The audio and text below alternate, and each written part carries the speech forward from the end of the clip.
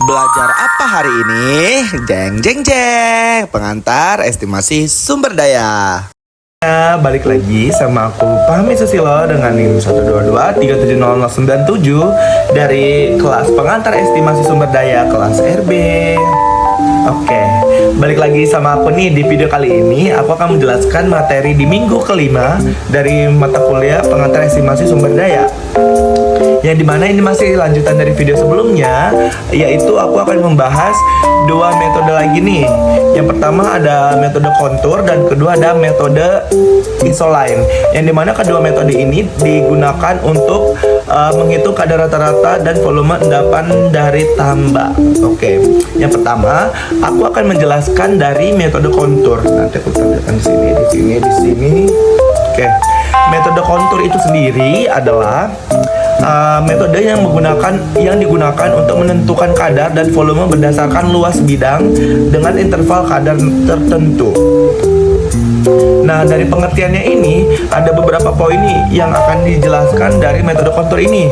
Yang pertama yaitu penerapan atau aplikasinya. Yang kedua, penentuan kadar rata-rata. Yang ketiga, penentuan volume atau sumber dayanya. Yang keempat, data yang diperlukan atau dihasilkan. Yang kelima, data kadar rata-rata.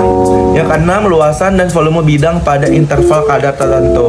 Nah, jadi pada metode kontur ini dia itu lebih menggunakan kadar rata-rata dengan penentuan volume dari sumber dayanya ya. Lalu yang kedua ada metode isoline. Oke. Apa sih metode isoline itu? Nanti aku tampilin di sini gambarnya, di sini. Kalau ada gambar ya guys. Oke, metode isoline itu adalah menghitung kadar dan volume menggunakan asumsi rata-rata antara dua nilai kontur, serta dapat diterapkan untuk pola kontur memusat dengan rumus kerucut terpanjang. Nah, jadi metode isoline ini adalah kelanjutan dari metode kontur. Kita kalau mau menggunakan metode ini, kita harus ada data konturnya terlebih dahulu. Oke, nah pada metode isoline ini ada beberapa juga nih poin-poin yang harus kalian ketahui nih. Yang pertama yaitu metode ini adalah untuk menghitung kadar dan tonase yang diperlukan, data kadar rata-rata GI, dan luasan volume bidang pada interval kadar tertentu.